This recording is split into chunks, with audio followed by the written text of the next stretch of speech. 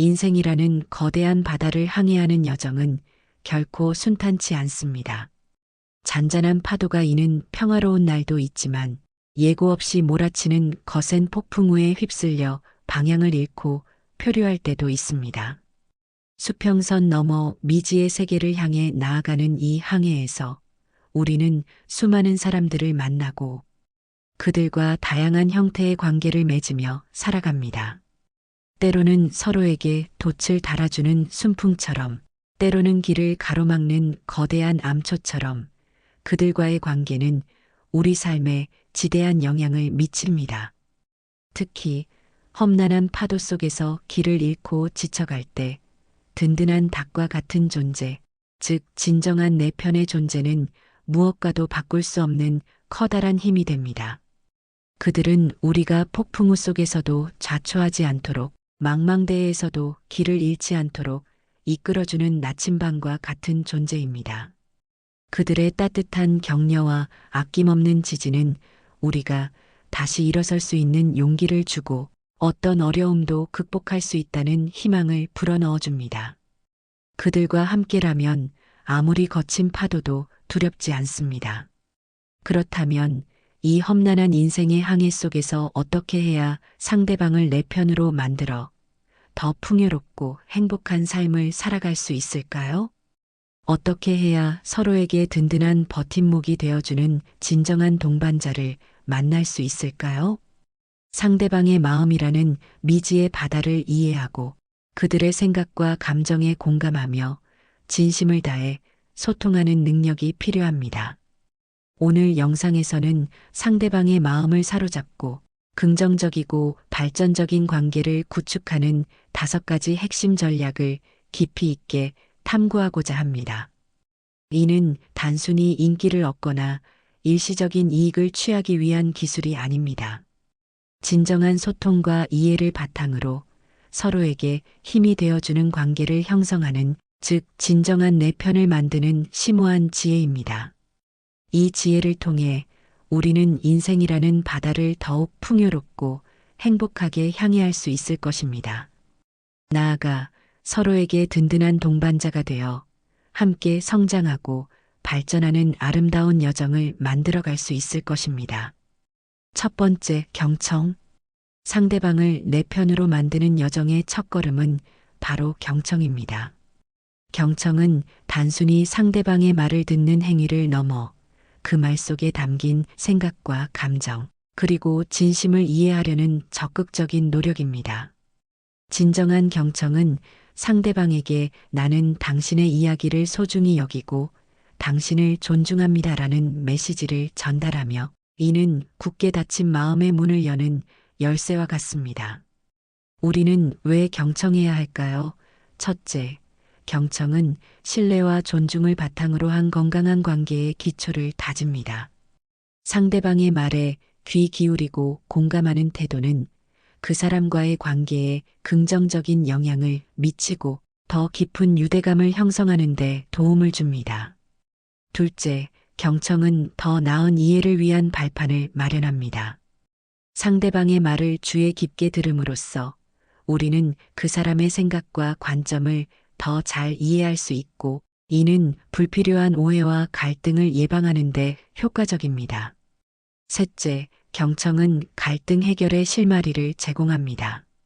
갈등 상황에서 상대방의 말을 경청하는 것은 문제의 본질을 파악하고 서로의 입장을 이해하며 공감대를 형성하는 데 중요한 역할을 합니다. 그렇다면 어떻게 해야 잘 들을 수 있을까요? 우선 적극적으로 경청하는 자세가 필요합니다. 이는 단순히 귀로 듣는 것뿐만 아니라 눈을 맞추고 고개를 끄덕이고 적절한 반응을 보이는 등 온몸으로 상대방의 이야기에 집중하는 것을 의미합니다. 또한 비언어적 경청에도 주의를 기울여야 합니다. 상대방의 표정, 몸짓, 목소리 톤 등 비언어적 신호는 말보다 더 많은 정보를 전달할 수 있습니다. 마지막으로 공감적 경청을 통해 상대방의 감정을 이해하고 그 감정에 공감하는 것이 중요합니다. 힘들었겠어요.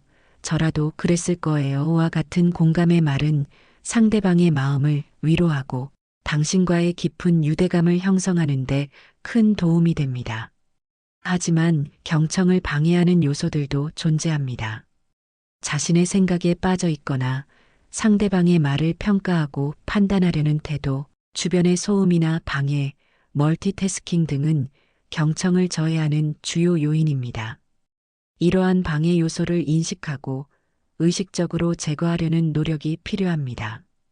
경청은 연습을 통해 향상될 수 있습니다.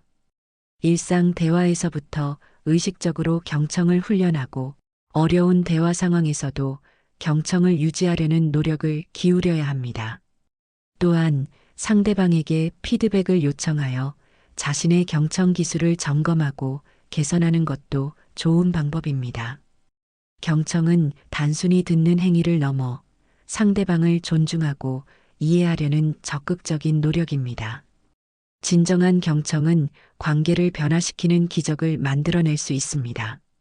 상대방의 말에 귀 기울이고 그들의 마음을 이해하려는 노력을 통해 우리는 더 깊고 의미 있는 관계를 형성할 수 있을 것입니다. 두 번째, 공감. 상대방을 내 편으로 만드는 두 번째 마법은 바로 공감입니다. 공감은 타인의 감정을 이해하고 느끼는 능력으로 상대방의 입장에서 생각하고 그들의 감정에 함께 울고 웃는 것을 의미합니다. 이는 단순한 동정심을 넘어 상대방의 내면 세계로 들어가 그들의 경험을 함께 느끼는 깊은 이해의 과정입니다. 공감은 왜 중요할까요? 첫째, 공감은 관계를 강화하고 깊은 유대감을 형성하는 데 핵심적인 역할을 합니다. 상대방의 감정을 이해하고 공감하는 것은 그 사람과의 정서적 연결을 강화하고 서로를 더 가깝게 느끼게 만듭니다. 둘째, 공감은 갈등을 완화하고 서로의 입장을 이해하고 타협하는 데 도움을 줍니다. 갈등 상황에서 상대방의 감정을 이해하고 공감하는 것은 문제 해결을 위한 긍정적인 분위기를 조성하고 서로의 관점을 존중하는 태도를 기르는 데 기여합니다. 셋째, 공감은 협력을 증진하고 공동의 목표를 향해 나아가는 데 원동력이 됩니다. 팀 프로젝트나 협업 상황에서 서로의 감정을 이해하고 공감하는 것은 팀워크를 강화하고 목표 달성을 위한 협력을 이끌어내는데 중요한 역할을 합니다. 그렇다면 어떻게 공감 능력을 키울 수 있을까요? 우선 관점 전환 훈련을 통해 다양한 시각에서 상황을 바라보는 연습이 필요합니다. 상대방의 입장이 되어 그 사람의 관점에서 상황을 이해하려고 노력하는 것입니다. 또한 자신의 감정을 정확히 인지하고 그 감정을 적절하게 표현하는 훈련도 중요합니다. 자신의 감정을 잘 이해하는 사람일수록 타인의 감정에도 더 민감하게 반응하고 공감할 수 있습니다. 공감하는 마음을 어떻게 표현할 수 있을까요? 언어적, 비언어적, 그리고 행동적 표현을 통해 공감을 전달할 수 있습니다. 내 마음 이해해, 많이 힘들었겠다와 같은 공감의 말을 건네는 것은 상대방에게 큰 위로가 됩니다. 따뜻한 눈빛과 표정, 그리고 상대방의 이야기에 집중하는 태도 역시 공감을 전달하는 효과적인 방법입니다. 또한 실질적인 도움과 지지를 통해 공감의 마음을 행동으로 보여줄 수 있습니다. 하지만 공감에도 한계와 주의사항이 있습니다. 지나친 공감은 오히려 자신의 감정을 소진시키거나 상대방에게 부담을 줄 수 있습니다. 따라서 적절한 거리와 균형을 유지하며 자신의 감정을 보호하는 것도 중요합니다. 세 번째, 칭찬. 상대방을 내 편으로 만드는 세 번째 마법은 바로 칭찬입니다. 칭찬은 상대방의 긍정적인 면을 인정하고 그 가치를 높이 평가하는 언어적 표현입니다. 칭찬은 마치 마법과 같아서 상대방의 자존감을 높이고 긍정적인 에너지를 불어넣어 관계를 더욱 밝고 긍정적으로 만드는 힘을 가지고 있습니다. 왜 칭찬은 강력한 무기가 될까요? 첫째, 칭찬은 자존감 향상에 기여합니다. 긍정적인 피드백은 상대방에게 자신감을 심어주고 자신의 능력과 가치를 인정받는다는 느낌을 줍니다. 이는 긍정적인 자아 인식을 형성하는 데 중요한 역할을 합니다. 둘째, 칭찬은 동기를 부여하고 성장과 발전을 위한 자극제가 됩니다. 자신의 노력과 성과를 인정받는 것은 더 나은 결과를 얻기 위해 노력하려는 동기를 부여하고 지속적인 성장을 이끌어내는데 도움이 됩니다. 셋째, 칭찬은 관계 개선에 효과적입니다. 긍정적인 말은 상대방에게 호감을 느끼게 하고 긍정적인 분위기를 조성하여 관계를 더욱 부드럽고 친밀하게 만들어줍니다. 그렇다면 어떻게 칭찬해야 상대방의 마음을 움직일 수 있을까요? 효과적인 칭찬을 위해서는 몇 가지 기술이 필요합니다. 첫째, 구체적인 칭찬이 중요합니다. 막연하게 잘했어요 라고 말하는 것보다 보고서의 구성이 정말 논리적이고 이해하기 쉬웠어요와 같이 구체적인 행동이나 성과를 언급하며 칭찬하는 것이 훨씬 효과적입니다. 둘째, 진심 어린 칭찬이어야 합니다. 영혼 없는 칭찬은 오히려 역효과를 낳을 수 있습니다. 진심을 담아 상대방의 장점을 인정하고 그 가치를 높이 평가하는 마음으로 칭찬해야 합니다. 셋째, 적시에 칭찬하는 것이 중요합니다. 칭찬할 일이 생겼을 때 바로 칭찬하는 것이 효과적입니다. 시간이 지난 후에 하는 칭찬은 그 효과가 떨어질 수 있습니다. 넷째, 상황에 맞는 칭찬 방법을 선택해야 합니다. 공개적인 자리에서 칭찬하는 것이 적절한 경우가 있고 개인적으로 칭찬하는 것이 더 효과적인 경우가 있습니다. 상황에 따라 적절한 칭찬 방법을 선택하는 것이 중요합니다. 무엇을 칭찬해야 할까요? 결과뿐만 아니라 노력과 과정을 칭찬하는 것이 중요합니다. 특히 상대방이 어려움을 극복하고 꾸준히 노력하여 성과를 냈을 때 그 과정을 인정하고 칭찬하는 것은 큰 격려가 됩니다.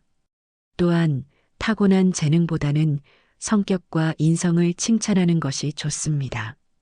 긍정적인 성품, 배려심, 책임감 등 내면의 가치를 칭찬하는 것은 상대방의 자존감을 높이고 긍정적인 행동을 강화하는 데 도움이 됩니다. 네 번째, 도움. 말뿐인 위로나 공허한 칭찬만으로는 상대방의 마음을 온전히 얻기 어렵습니다.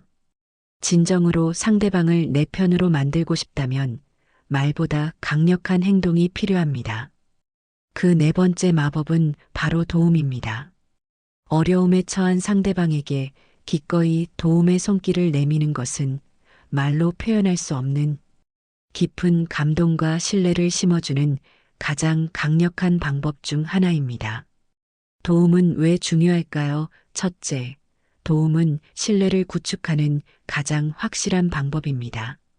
상대방이 필요로 할 때 조건 없이 도움을 주는 것은 나는 당신을 믿고 당신의 편입니다라는 강력한 메시지를 전달합니다.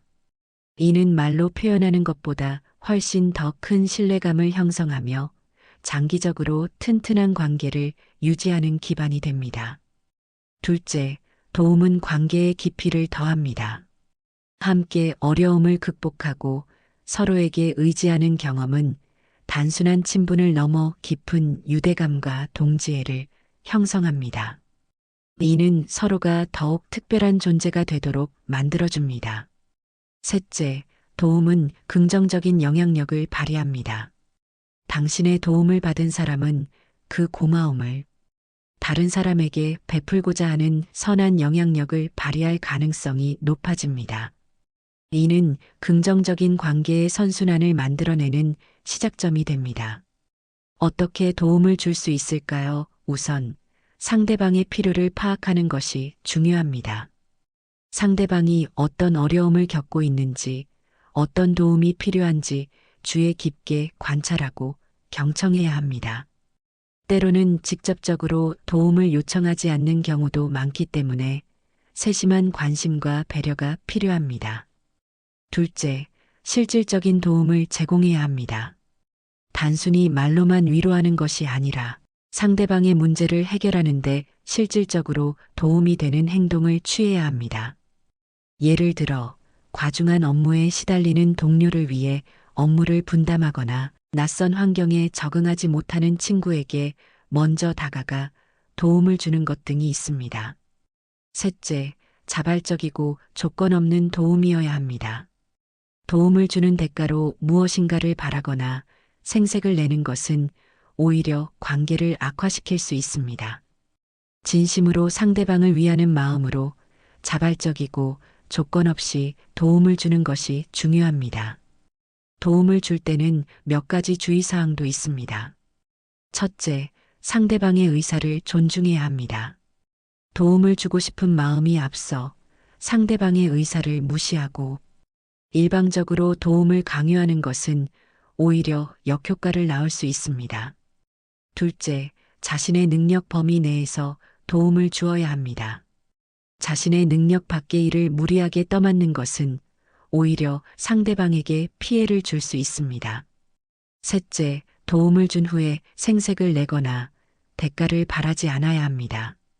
진정한 도움은 그 자체로 보람을 느끼고 만족하는 것입니다. 다섯 번째, 일관성. 마지막으로 상대방을 내 편으로 만드는 다섯 번째 마법은 일관성입니다.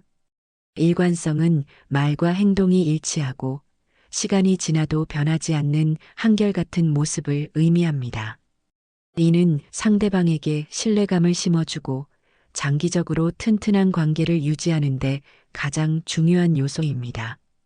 왜 일관성이 중요할까요? 첫째, 일관성은 신뢰의 기반입니다. 말과 행동이 일치하고 약속을 잘 지키는 사람은 신뢰할 수 있는 사람으로 인식됩니다. 이러한 신뢰는 긍정적인 관계를 형성하고 유지하는데 필수적인 요소입니다. 둘째, 일관성은 예측 가능성을 제공합니다. 일관된 행동은 상대방으로 하여금 당신의 행동을 예측할 수 있게 하고 이는 관계의 안정성을 높여줍니다. 예측 가능한 관계는 서로에게 편안함과 안정감을 제공합니다. 셋째, 일관성은 진정성을 보여줍니다. 한결같은 모습은 당신의 말과 행동이 진심에서 우러나온 것임을 보여주고 이는 상대방에게 깊은 감동을 줄 수 있습니다. 어떻게 일관성을 유지할 수 있을까요? 첫째, 자신의 말과 행동에 책임을 져야 합니다. 한번 내뱉은 말은 신중하게 지키려고 노력하고 행동하기 전에 충분히 생각하는 습관을 길러야 합니다. 둘째, 작은 약속이라도 소중히 여기고 지키려고 노력해야 합니다. 작은 약속을 지키는 것은 신뢰를 쌓는 첫걸음입니다. 셋째, 자신의 가치관과 신념에 따라 일관된 태도를 유지해야 합니다. 상황에 따라, 기분에 따라 이랬다, 저랬다 하는 태도는 신뢰를 잃는 지름길입니다. 넷째, 피드백을 통해 자신의 행동을 점검하고 개선해야 합니다. 주변 사람들에게 자신의 일관성에 대한 피드백을 구하고 부족한 점을 개선하기 위해 노력해야 합니다. 일관성을 유지하기 위해서는 꾸준한 자기 성찰과 노력이 필요합니다. 자신의 말과 행동을 되돌아보고 부족한 점을 개선하기 위해 노력하는 과정에서 우리는 더욱 성숙하고 신뢰할 수 있는 사람으로 성장할 수 있습니다. 지금까지 상대방을 내 편으로 만드는 5가지 방법, 즉 경청, 공감, 칭찬, 도움, 그리고 일관성에 대해 살펴보았습니다. 이 5가지 전략은 서로 긴밀하게 연결되어 있으며 조화롭게 어우러질 때 강력한 시너지 효과를 발휘합니다. 상대방의 마음을 얻는 것은 결코 쉬운 일이 아닙니다. 하지만 이 5가지 마법을 꾸준히 실천한다면 당신은 어느새 주변 사람들로부터 존경과 신뢰를 받는 내 편이 많은 행복한 사람이 되어 있을 것입니다. 기억하세요. 진정한 관계는 하루아침에 만들어지지 않습니다. 꾸준한 관심과 노력, 그리고 진심을 담은 소통만이 상대방의 마음을 여는 열쇠입니다. 이 여정을 통해 당신의 삶이 더욱 풍요롭고 행복해지기를 진심으로 바랍니다.